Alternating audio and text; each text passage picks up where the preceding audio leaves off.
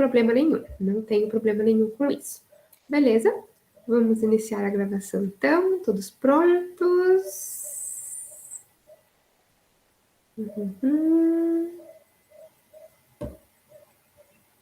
Eu acho que vai acontecer de novo, que aí eu vejo as gravações depois e começa a gravação com eu no meio de uma frase qualquer. E provavelmente vai acontecer de novo agora. Bom, então gravando, bem-vindos a mais uma aula de Geografia Física. Viemos aí de uma sequência de 5 cansativas aulas de climatologia, né? Cansativo eu digo porque eu sei que a gente fica falando do mesmo assunto, tantas aulas seguidas, mas é um assunto complexo e extenso mesmo, e serve de base para várias outras coisas na geografia física, na geografia em geral, né? E essa aula e a próxima aula, que a gente vai falar de biogeografia, elas são justamente o motivo, um pouco, digamos assim, da gente ter falado tanto de clima. A gente não tem como falar de biogeografia sem a gente ter falado de climatologia antes. Então, vamos falar agora de biogeografia, essa aula e a próxima, né? Não pretendo que a gente se estenda muito mais do que isso. E aí, com a biogeografia, a gente vai atinando algumas coisas que a gente já viu ao longo das outras aulas aí de geografia física. Então, eu sei que tem um pessoal que entrou mais no meio do ano, não sei se tem alguém aqui, porque eu já não me lembro mais, minha memória é péssima, mas surgiu alguma dúvida, alguma coisa que você não se lembra, que você não chegou a ver, tem problema nenhum, pergunta e a gente vai tirando as dúvidas. Às vezes pode ter coisa que eu acho que falei, não falei, espero que isso não aconteça, mas surgindo dúvidas, perguntem. Beleza? Então vamos começar a nossa aula. Acho que a apresentação está aparecendo para todos. Qualquer problema aí de apresentação, áudio, vídeo, vocês me avisem que a gente vai corrigindo, beleza? Então, primeiro, o que é a biogeografia, né? A biogeografia é um ramo da geografia que estuda a distribuição dos seres vivos na superfície terrestre. Essa distribuição dos seres vivos não é aleatória, né? Deixa eu colocar aqui o ponteiro, aqui. Esse mapinha bem fofinho, ele tá aí para demonstrar mais ou menos isso, porque que a gente só tem pinguim no Polo Sul, por que a gente só tem koala e canguru na Austrália, por que a gente só tem zebra, elefante e girafa na África, tá? Esses são exemplos bem básicos, mas que dá para a gente ter uma primeira reflexão a partir disso. Então, a distribuição da vida no planeta, tanto das espécies de animais, que são mais evidentes para a gente, quanto das espécies de plantas, a distribuição ela não é aleatória, ela é totalmente relacionada com as características físicas daquele lugar, certo? Relacionam-se diretamente aos elementos do meio natural. E a gente vai vendo isso agora ao longo desta aula. Bom, a distribuição geográfica dos diferentes tipos de vegetação, e aí quando a gente fala em biogeografia, a gente está falando de formas de vida no geral, fauna e flora, mas a gente acaba que pensa um pouco mais na distribuição da vegetação, tá bom? Porque a gente vai ver mesmo os tipos de vegetação do planeta. Esse é o ponto forte das nossas aulas de biogeografia. Mas quando a gente está falando de bio, a gente está pensando em bio mesmo, né? A vida, todas as formas de vida.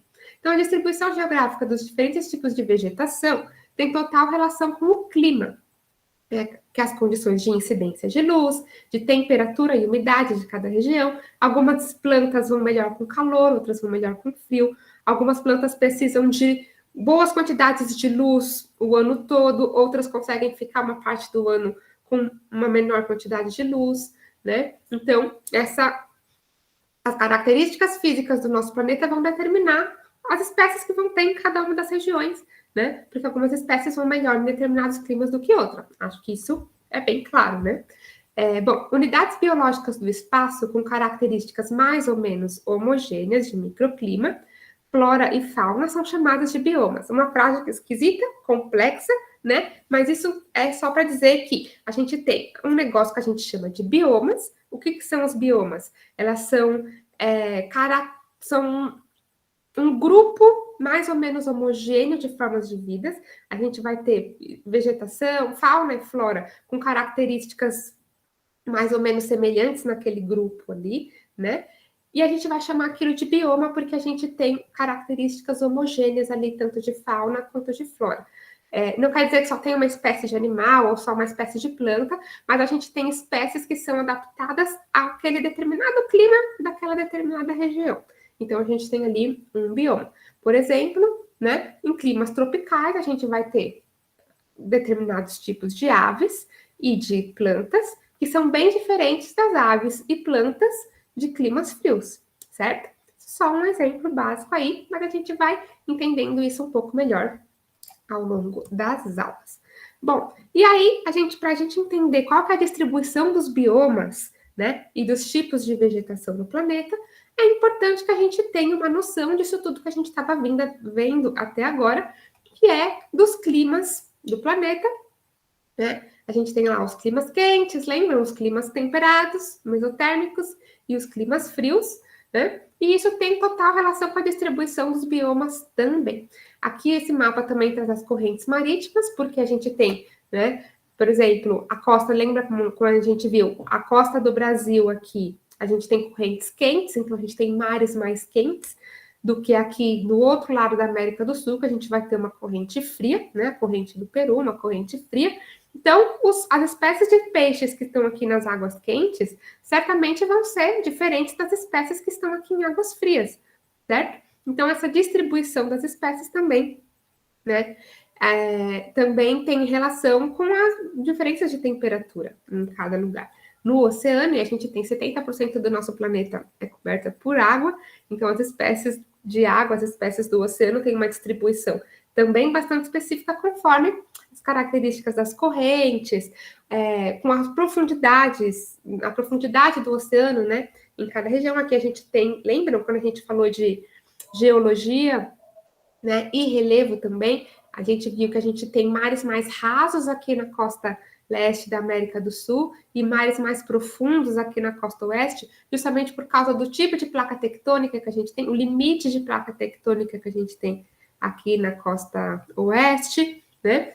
Um limite convergente de subducção, então a gente vai ter uma plataforma continental curtinha e o mar fundo bem mais perto do continente do que aqui, já nas praias do Brasil, que a gente tem uma plataforma continental mais longa, porque o limite da placa está só lá no meio do oceano, certo? E aí a gente vai ter mares mais rasos e, consequentemente, mares mais quentes também, né? Isso tudo só para vocês verem como que uma coisa se liga na outra, né? É tudo uma questão de contexto. Tudo na geografia é uma questão de contexto, né? Então, é sempre bom a gente atinar com coisas que a gente já viu. Às vezes você pensa assim, será que faz sentido que seja assim, assado? Muitas vezes vai fazer sentido mesmo, né? Então, se surgir a dúvida também, a gente vai conversando sobre isso, né? E esse daqui é o mapa da distribuição da vegetação no nosso planeta. E aí eu queria que vocês vissem como que existe uma certa semelhança, não é? Ó, opa, passei para o outro lado. Se a gente for comparar um mapa com o outro, olha como a gente tem essa mancha azul aqui, ó, de vegetação de montanha, e aqui, no mapa de climas, a gente também tem uma mancha bem aqui. A gente tem uma mancha laranja aqui de floresta equatorial, e no mapa da vegetação a gente também tem uma mancha aqui. Então, vejam como o mapa de clima e o mapa de vegetação, eles são razoavelmente parecidos. E isso, né, é a maior prova que a gente tem de que a vegetação e o clima estão totalmente relacionadas. São duas coisas que estão muito relacionadas uma com a outra mesmo. Beleza? Bom, e aí agora então a gente vai falar um pouquinho sobre o que são os biomas, né? O conceito de biomas e de tipos de vegetação se confundem, pois cada um dos biomas é caracterizado por um tipo de vegetação. Então, às vezes a gente pensa assim, floresta tropical é um bioma ou ele é um tipo de vegetação, certo? Então, as duas coisas se confundem porque a gente geralmente usa qual que é o tipo de vegetação daquele bioma para dizer qual que é aquele bioma, né? Mas são duas coisas diferentes e a gente vai entendendo isso um pouco melhor ao longo da aula, tá bom? É só importante a gente saber que quando a gente está falando de tipo de vegetação, não necessariamente a gente está falando do bioma que contém aquele tipo de vegetação, tá bom? Mas, em geral, uma coisa está atrelada à outra de alguma forma mesmo. Bom, entretanto, cada bioma pode ter um nome local, ou seja, apesar de ter o mesmo tipo de vegetação que se encontra em outro continente ou país, pode ter nomes diferentes em cada um desses lugares. O melhor exemplo que a gente tem, os melhores exemplos que a gente tem para dizer isso, e a gente pensando aqui nos biomas que a gente encontra no Brasil, é que o que a gente chama de floresta tropical, que são essas florestas com características de chuva, como a gente já vai ver, a gente vê que aqui no Brasil a gente tem aqui e aqui, vocês estão vendo? Né? Só que essa daqui de cima a gente chama de Amazônia e essa daqui do lado a gente chama de Mata Atlântica, apesar de as duas serem florestas tropicais. A mesma coisa aqui, ó. Olha esse rochão aqui na África e tem um rochão aqui, que é a savana. Só que aqui no Brasil a gente não chama de savana, a gente chama de, alguém sabe? A gente chama de cerrado, né? Mas as características são as mesmas. E a gente já vai vendo e diferenciando cada um deles. Vamos lá, então. Né? Então, a gente vai falar agora, eu vou falar um pouquinho sobre cada um dos biomas, para a gente ir caracterizando, identificando, vendo quais que são as características, conhecendo esses biomas. Os biomas terrestres, tá? Do planeta. E aí, eu coloquei a corzinha aqui do mapa para mostrar onde que eles estão, tá bom? Então, a tundra a gente vai encontrar a tundra lá no extremo norte do planeta, né, perto do Polo Norte mesmo, em altas latitudes do hemisfério norte, né? E o que é a tundra? A tundra ela acontece na zona polar, na zona glacial, então lá perto dos polos mesmo, e ela tem característica de deserto gelado, certo? Né? Uma área assim, ó, bem árida, digamos assim, né? Árida mesmo, porque chove muito pouco, mas é gelado. A gente está acostumado a pensar em deserto com calor, né? Mas existem desertos gelados também. Né? Devido ao solo ser congelado a maior parte do ano, de tão frio que é nessas regiões, o solo fica congelado a maior parte do ano, a vegetação é caracterizada por musgos, líquens e, em algumas regiões, gramíneas. Musgo, líquen, aquela coisinha meio, sei lá, eu ia falar uma coisinha meio nojenta. É mesmo, né? Meio gosmenta, assim, o musgo, o líquen, que costuma aparecer, é bem rasteiro e ainda assim ele é, digamos, um tipo de vegetação. Só que nesses lugares é tão frio que a vegetação não consegue crescer. Ela fica só ali rentezinha ao chão, bem baixinha. Então, só algumas graminhas, como a gente consegue ver aqui, e musgos e líquens. Esse é o tipo de vegetação que tem nesse lugar. Não temos plantinhas, não temos arvrinhas, né? Porque é tão frio que a vegetação não vence mesmo. Só essas pequenininhas e mais resistentes. Né? A vegetação é presente apenas no verão, porque no inverno a gente vai ter gelo cobrindo toda essa região. Gelo e neve.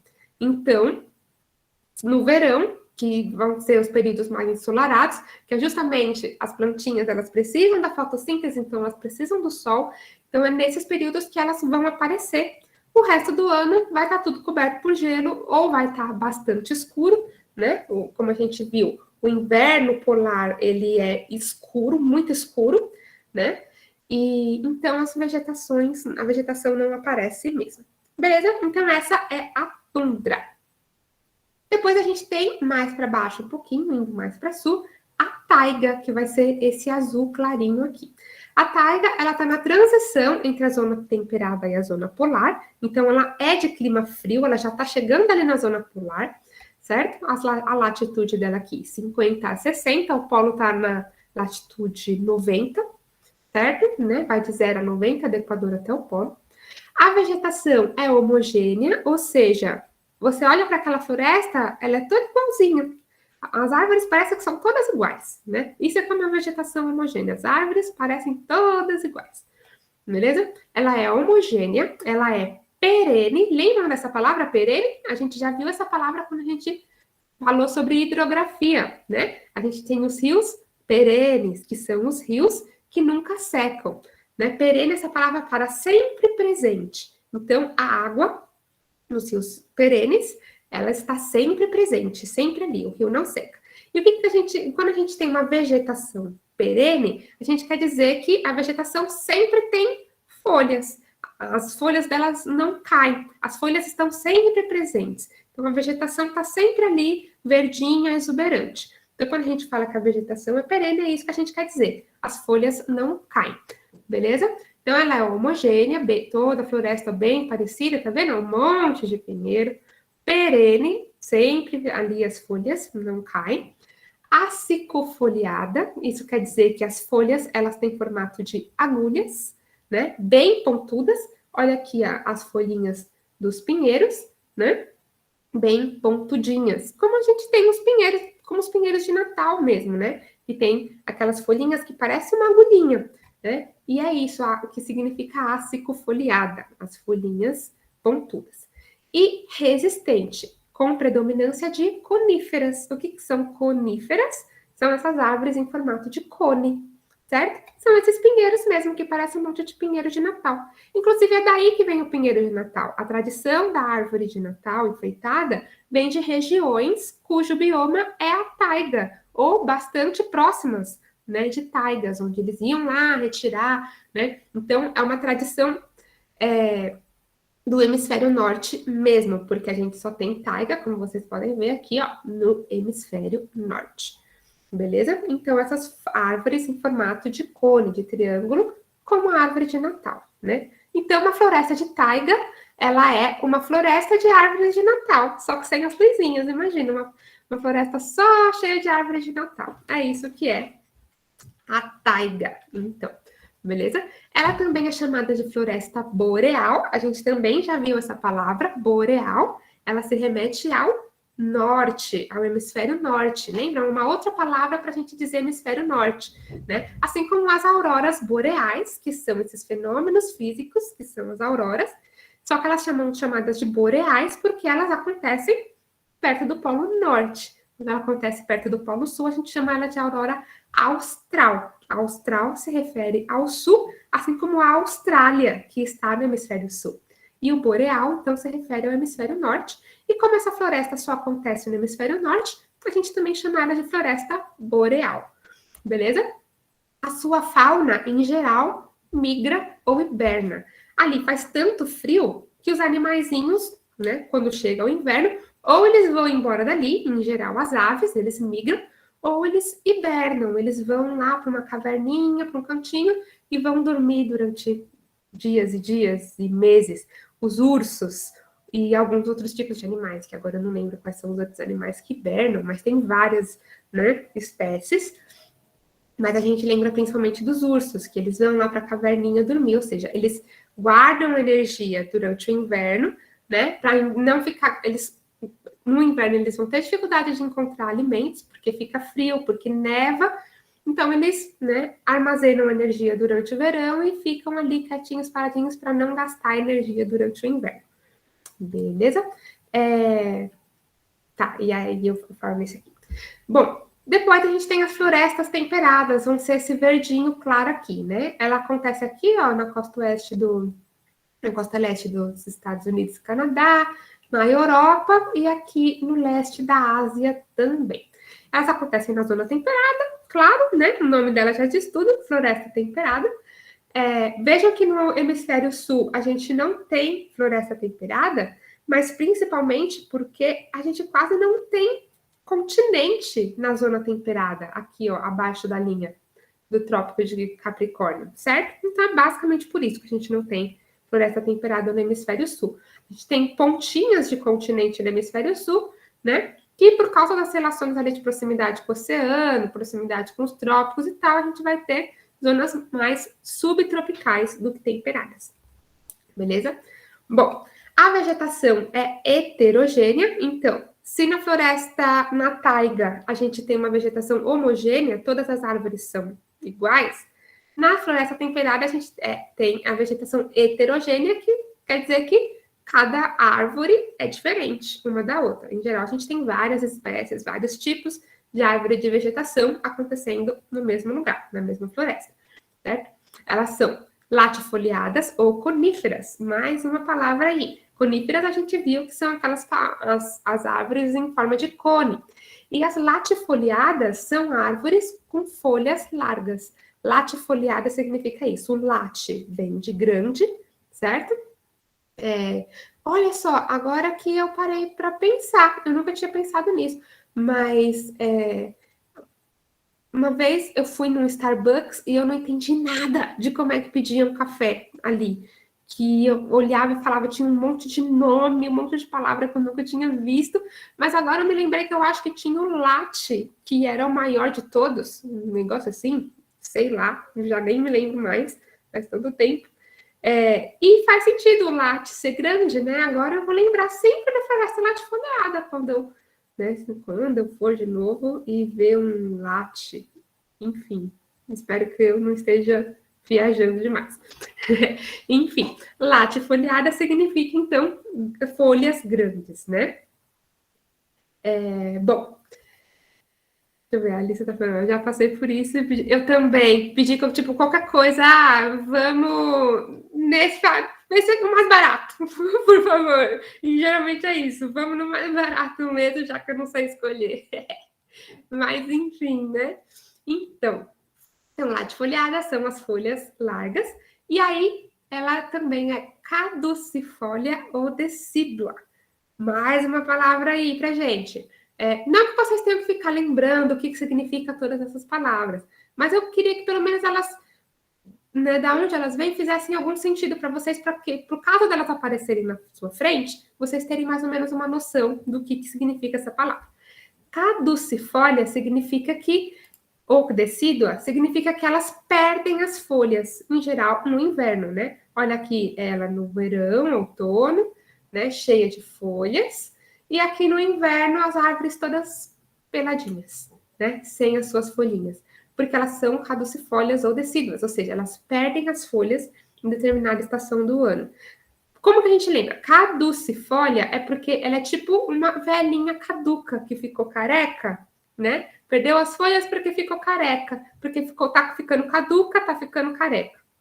Então, caducifólia é justamente isso mesmo. A palavra caduca e a palavra caduce, elas têm justamente essa mesma origem mesmo, beleza? E decíduo é isso, das folhas caírem, né? Mesmo. Então, é isso que significa. Perdem as folhas em determinada estação do ano. No outono as folhas caem, né? O outono é sempre igual, as folhas caem no quintal e as árvores ficam peladinhas ali no inverno, beleza? E ela é adaptada à variação climática dos climas temperados. A gente viu que os climas temperados têm as estações do ano bem definidas, né? O verão é calor, a primavera é cheia de flores, né? No inverno é frio. E essas espécies dessas regiões, elas são adaptadas a essas mudanças. Elas estão acostumadas tanto a um calorão no verão, quanto a um friozão de neve no inverno, né? Elas conseguem sobreviver às 4 estações do ano do clima temperado. Elas são adaptadas a isso. Então, são espécies específicas dessas regiões, beleza? Não que elas não se deem bem no clima tropical, até se dão, né? Mas elas conseguem se dar bem lá também. Algumas espécies daqui provavelmente não conseguiriam, tá bom? Bom, as áreas efetivamente florestadas das florestas temperadas encontram-se bastante reduzidas hoje em dia, né? Por quê? Isso reflete numa relativamente baixa biodiversidade. A biodiversidade das florestas temperadas é baixa. A gente tem poucos tipos de animais, poucas espécies de plantas específicas. Por quê? Esse mapa aqui é o mapa do planeta Terra visto à noite. Olha, se a gente for fazer uma comparação, onde estão as florestas temperadas, que são esse verdinho claro, e onde estão as maiores concentrações populacionais no planeta Terra, certo? A planeta Terra vista à noite, ou seja, onde a gente tem essas áreas mais iluminadas, quer dizer que a gente tem maior densidade populacional, ou seja, tem mais luzes acesas, tem mais gente morando. Olha como a gente tem um vazio na Amazônia, né? Fica escuro no deserto do Saara, na Amazônia, em outras regiões da África e tal. Quer dizer que a gente tem uma baixa densidade populacional, pouca gente morando ali, certo? Então, se a gente for comparar esse mapa com esse mapa aqui, a gente vai ver que os lugares que estão mais adensados, com exceção da Índia, né? A Índia é outro caso aí, a gente tem uma sobreposição desses lugares com mais população e as florestas temperadas. Então, se isso acontece, quer dizer que provavelmente tem muito pouca floresta, já que a gente tem cidades no lugar onde antes a gente tinha essas florestas temperadas.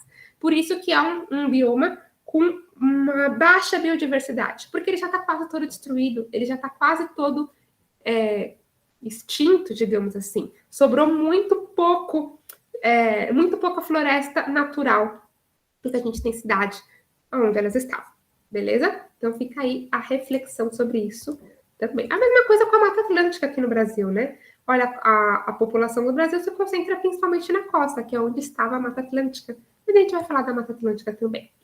Bom, próximo bioma são as pradarias. Não confundir com padarias, são pradarias, certo? As pradarias, então, são esse amarelinho aqui, né? Elas também acontecem na zona temperada. Ela tem vegetação heterogênea, ou seja, vários tipos de plantas ali, formada por herbáceas. Herbáceas são essas plantas que são como ervas mesmo. Tem o caule mole, não é que nem uma árvore que tem um tronco de madeira. As herbáceas, elas têm um caule mole, maleável mesmo, beleza? E gramíneas, que são essas gramas mesmo, tipo capinzinho assim mesmo, com aspecto de pastos. Então, as pradarias, elas têm essa cara aqui, ó, de um pasto. Os pastos aqui no Brasil, em geral, eles são áreas que foram desmatadas para virar pastos. Mas a gente tem lugares no nosso planeta em que a gente tem uns pastos naturais, né? A gente tem aqui, ó, no centro dos Estados Unidos. Já viram um filme de Velho Oeste, né? Que tem lá, inclusive, né?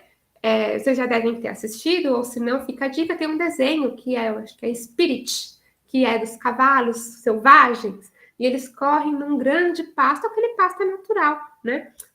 Espécies como cavalos, vacas, búfalos, são espécies de pasto mesmo, e elas são espécies desses pastos naturais, beleza? Que existem mesmo no nosso planeta. Então, aspectos de pastos. Sua fauna principal são espécies pastadoras, as espécies que pastam, as vaquinhas, os cavalos, os búfalos, enfim, né? As cabras, etc.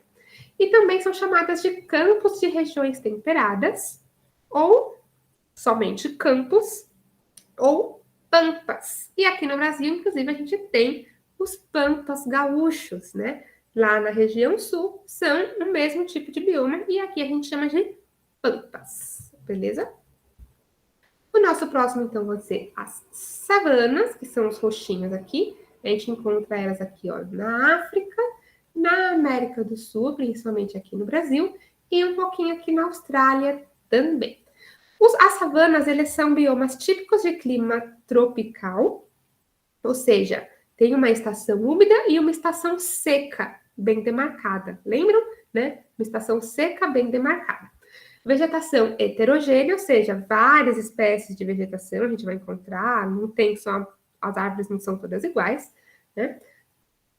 Tropófila e caducifólia, né? Tropófila, caducifólia a gente já viu, são aquelas vegetações que perdem as folhas em determinada época do ano, e tropófila quer dizer que elas têm as raízes bastante longas para poder consumir a água que está ali no solo, beleza? Elas são compostas também por gramíneas, que cobrem todo o solo, então esse capinzinho da savana ali dos leões ficam ali no meio, certo? Também arbustos, e aqui, olha só, a gente vê arbustos e árvores, formando dois estratos, ou seja, a gente tem na verdade, seria mais ou menos como se fosse três estratos, né? Dois andares aqui. Seria uma vegetação mais rasteira ali, tipo as graminhas, os capins, os arbustos, que são um pouco mais altos, e depois algumas árvores, né? E na África é bem interessante isso, porque a gente tem espécies que vão se alimentar das árvores mais altas, como as girafas, os elefantes e tal, e as espécies que vão pastar ali e comer a graminha embaixo. Então, por isso que a gente fala que tem dois andares, beleza? Pode ter presença de vegetação xeromorfa. A vegetação xeromorfa é essa vegetação que ela é toda contorcida, e ela é toda contorcida por um motivo, né? Por causa da adaptação dela à falta de água em determinado período do ano, né? A vegetação do nosso cerrado é assim, umas árvores todas tortas. Inclusive, tem uma história que eu sempre conto, né? De uma amiga na faculdade, que a gente foi numa festa na faculdade e ela tomou muita cerveja E aí chegou uma hora que ela tava abraçando uma árvore, assim, sabe? Tá todo mundo cansado, só esperando a hora do primeiro ônibus passar. E ela agarrou uma árvore, ficou meio pendurada na árvore. E alguém brincou falando assim: olha só, entortando a árvore aí, agora a gente já sabe quem foi que entortou todas as árvores do cerrado. Porque as árvores no cerrado têm essa característica de serem tortinhas mesmo. É essa característica xeromorfa. Beleza? As savanas, em geral, têm grande biodiversidade, fauna muito variada. Olha a África, que não me deixa mentir, a gente tem todo tipo de animal bacana que a gente, né, imagina. Na África, a gente tem leões, leopardos, e elefantes, e zebras, e antílopes, uma fauna bastante variada, né?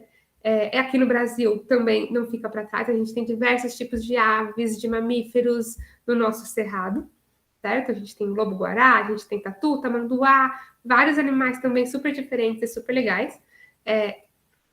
Sua formação vegetal tem forte relação com características do solo, essa característica também de adaptação a épocas mais secas, e com a ação de incêndios, justamente porque a gente tem uma vegetação mais seca, por causa de um período do ano que é bastante seco, a gente tem uma vegetação com grande facilidade a ser incendiada.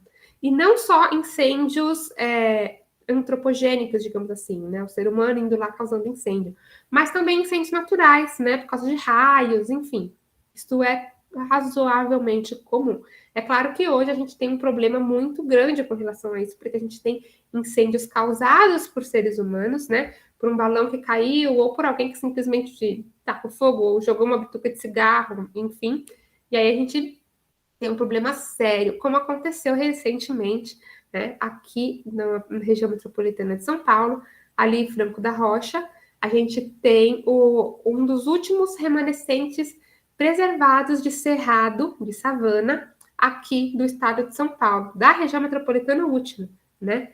E sofreu um incêndio catastrófico que destruiu grande parte do parque.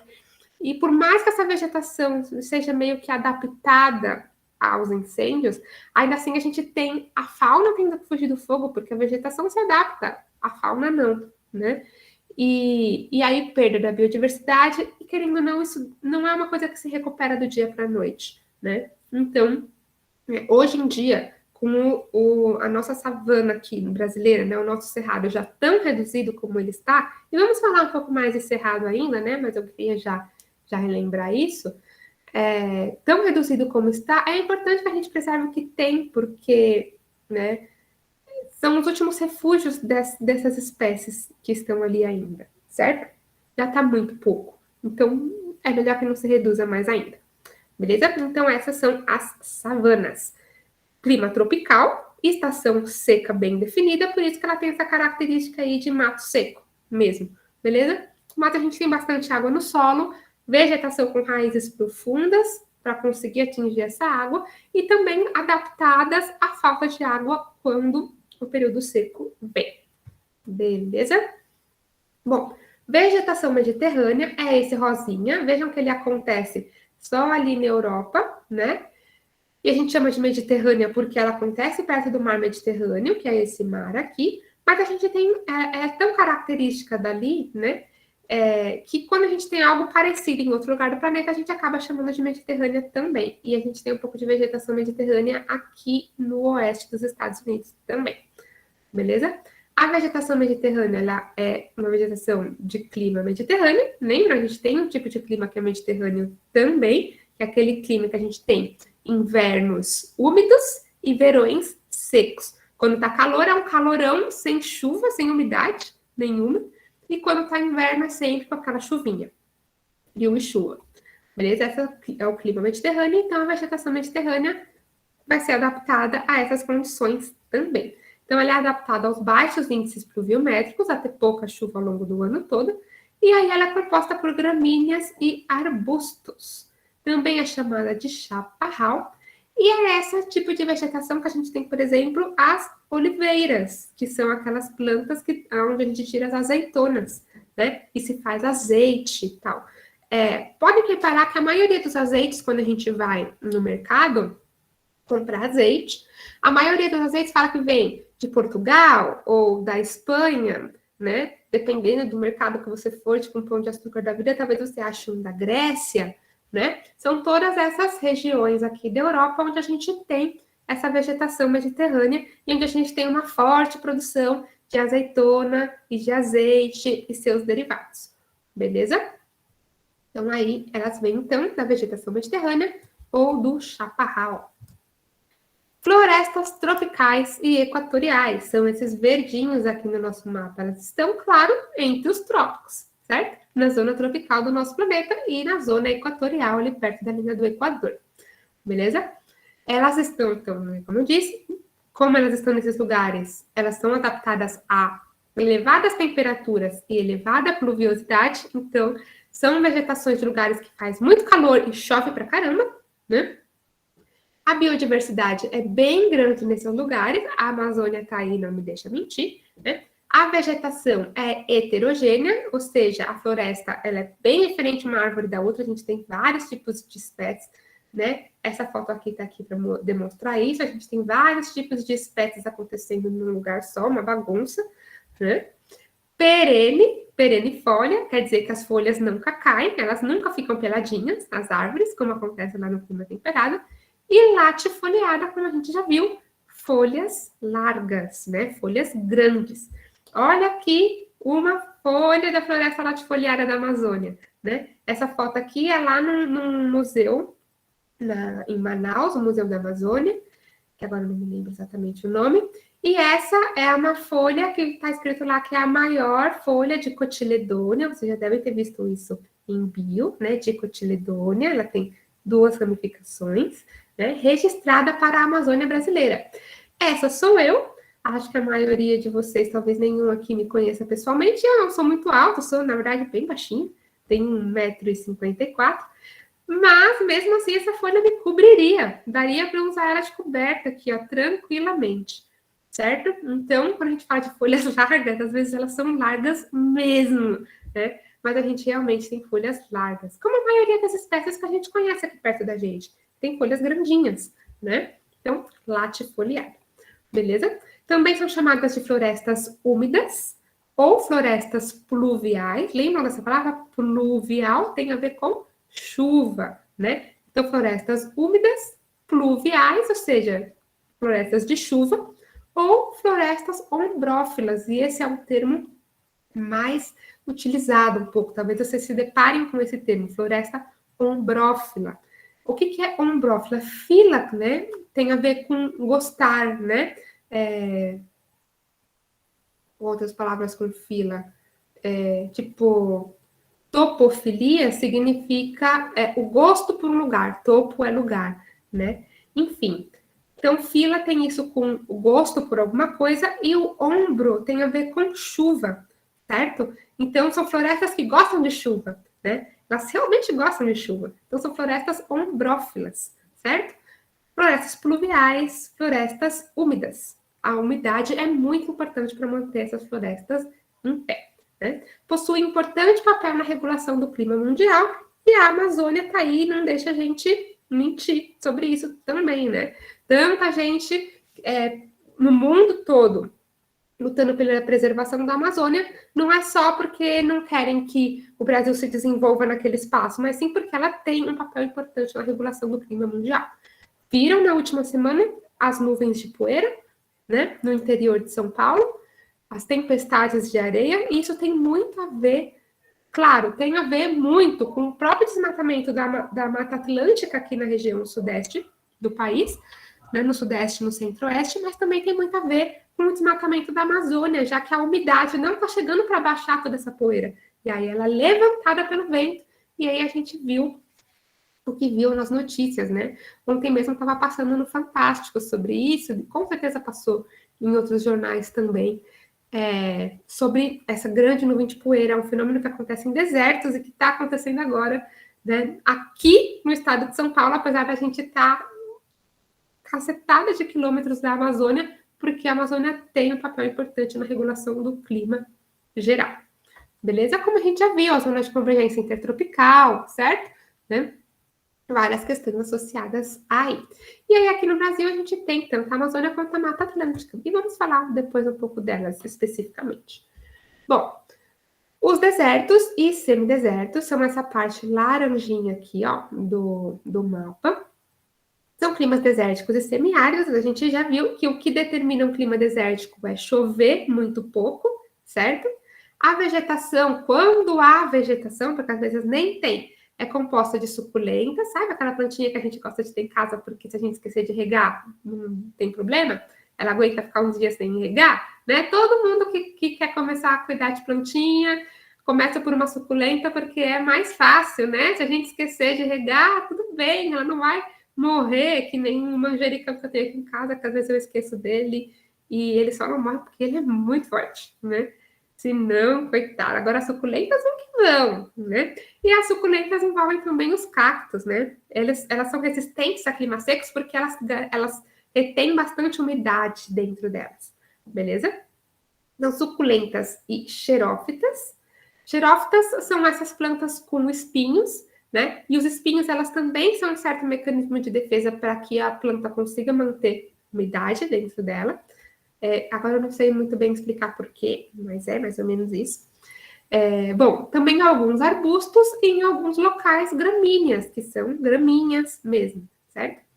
Pode apresentar ilhas de vegetação onde há alguma concentração de umidade, que é o que a gente chama por aí de oásis, certo? Não oasis, a banda, né? Mas o oásis aí do deserto, onde a gente tem alguma concentração de água e aí a vegetação consegue resistir um pouco melhor ali. Então, a gente vai ter um pouquinho de vegetação no meio do deserto, beleza? Então, é assim que se resume a vegetação do deserto e o bioma desértico mesmo, beleza?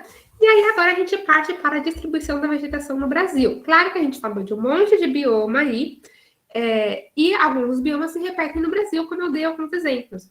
Mas às vezes aqui no Brasil a gente dá nomes específicos para eles, e a gente também tem um outro biomazinho, que é um pouco mais exclusivo nosso, digamos assim, o Pantanal. Então é bom a gente falar sobre os biomas do Brasil. Muitas coisas vão se repetir, porque né, são as mesmas características de biomas que a gente já viu. Mas tem uma outra coisa também. Vamos lá. A vegetação brasileira, então, é classificada de duas formas. A gente tem a classificação de biomas e a gente tem mais uma. A primeira forma é como na classificação mundial, os biomas.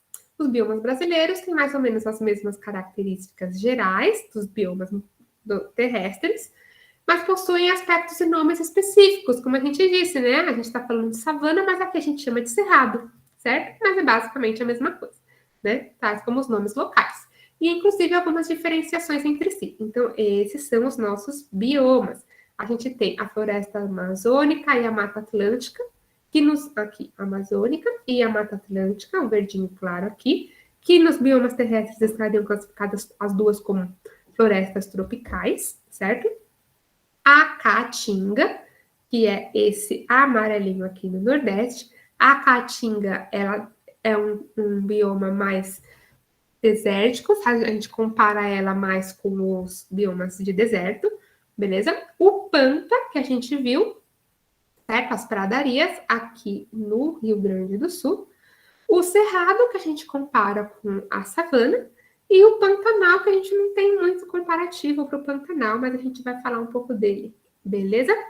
Só que a gente tem uma outra forma de caracterizar a vegetação, os biomas, digamos assim, no Brasil, né? Que é a classificação em domínios morfoclimáticos. Por que a gente tem essa classificação de domínios morfoclimáticos para o Brasil, mas não para o planeta? Porque quem pensou essa classificação foi um geógrafo brasileiro, né? O geógrafo Aziz Absaber, brasileiro, professor da USP, infelizmente faleceu em 2012, mas né, foi um grande gênio da ciência geográfica aí, e ele classificou o território brasileiro em domínios morfoclimáticos, beleza?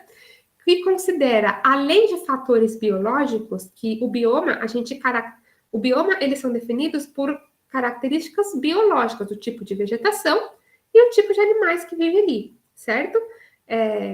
Como que uma coisa se relaciona com a outra, a fauna e a flora. Agora, os domínios morfoclimáticos, além de considerar essa relação fauna e flora, né, qual que é a vegetação ali, qual que é a relação dela com a fauna, também considera outros aspectos físicos, como relevo, clima, hidrografia e solo. Então, várias coisas que a gente tem visto até agora. Solo, que a gente viu em pedologia, hidrografia, os relevos que a gente viu lá em geomorfologia e os climas, certo? Então, ele junta essas informações para dizer, essa região aqui ela é mais homogênea nesse sentido. As características de relevo, clima, hidrografia, do solo e da vegetação em todo esse espaço aqui é mais ou menos parecida. Então, eu vou dizer que isso tudo aqui é um domínio. O domínio amazônico, né? O domínio do cerrado. E os outros demais aqui. A gente tem a caatinga, o domínio dos mares de morros, o domínio das araucárias, o domínio das pradarias, o domínio do cerrado, que eu acho que eu falei, e entre eles as faixas de transição, né? Bastante importante também, porque não é assim, de uma hora para outra mudou todas as características. A gente vai ter uma faixa em que ele vai perdendo as características do amazônico e adquirindo características de cerrado, toda a paisagem, né? A gente está pensando em paisagem. Vai perdendo características aqui de Amazônia e vai adquirindo características de cerrado. Vindo para cá, ela vai perdendo características de cerrado e vai adquirindo características de mais de morro. A paisagem, não a vegetação, certo?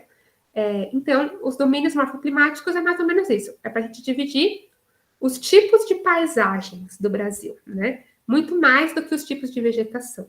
Mas é muito importante para a gente pensar em biogeografia também.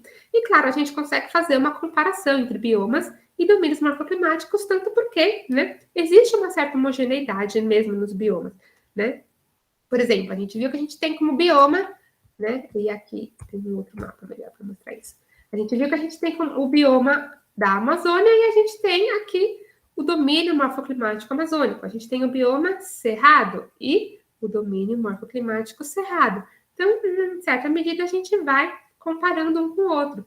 A Mata Atlântica, né? Que aqui a gente tem os mares de morros, né? E aí agora a gente vai falar um pouquinho sobre cada um deles.